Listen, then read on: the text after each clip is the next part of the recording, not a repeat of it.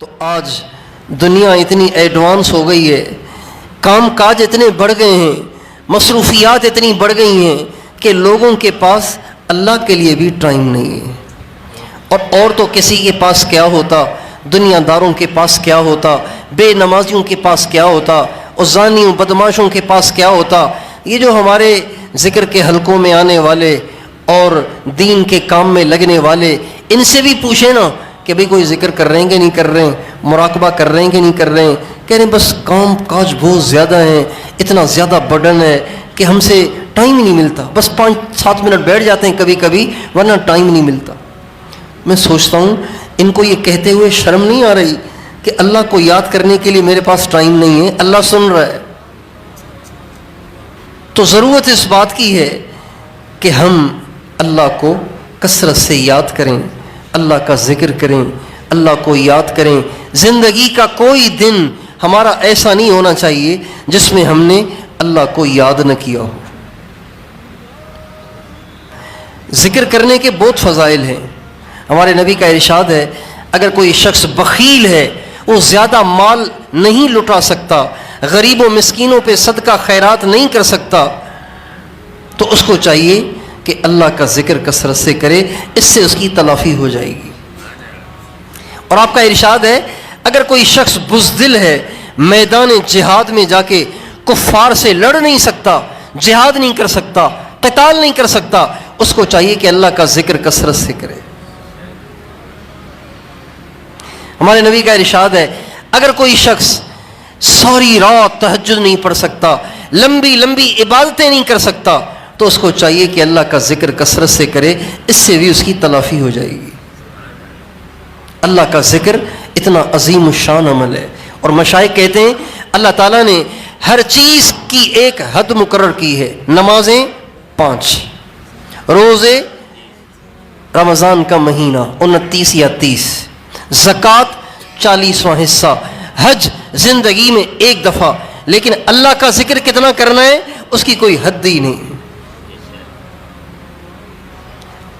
آپ دیکھیں نبی پاک علیہ الصلوۃ والسلام جب بیت الخلاء میں جاتے تھے نا پیشاب کرنے کے لیے، قضاء حاجت کے لیے، جب باہر نکلتے تھے نا تو نکل کے پتہ ہے کیا دعا پڑھتے تھے؟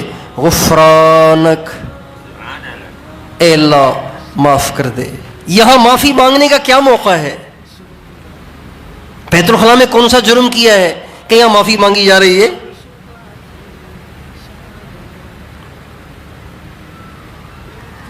نیکی کے بعد بھی معافی مانگی جاتی ہے کہ نیکی میں جو کمی رہ گئی ہو اس کی تلافی ہو جائے، اور برائی کے بعد تو معافی مانگنی ہی چاہیے کہ برائی کی ہے تو معافی مانگنی چاہیے، توبہ طائب ہونا چاہیے۔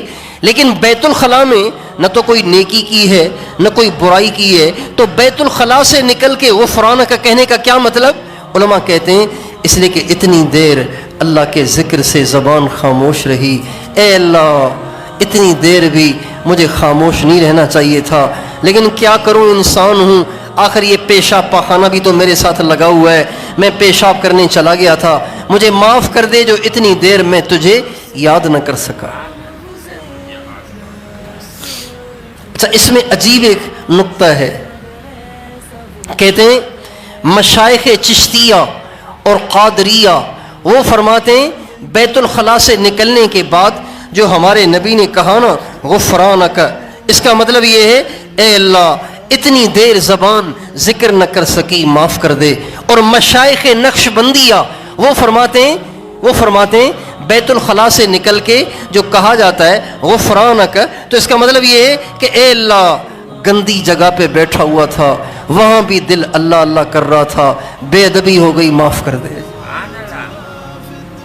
نقشبندیوں کا دل اللہ اللہ کرتا ہے نا۔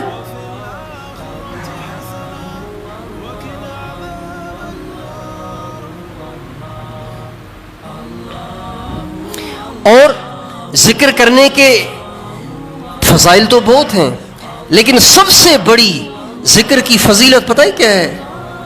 سب سے بڑی ذکر کی فضیلت پتہ ہے کیا ہے؟ اللہ تعالیٰ فرماتے ہیں فَاذْكُرُونِي أَذْكُرْكُمْ، میرے بندو تم مجھے یاد کرو میں تمہیں یاد کروں گا۔ یہ تو انتہا ہو گئی نا، اس سے بڑی تو کیا بات ہوگی کہ ہم گندے بندے حقیر فقیر اللہ کو یاد کریں، اللہ ہمیں یاد کرے. اللہ اکبر.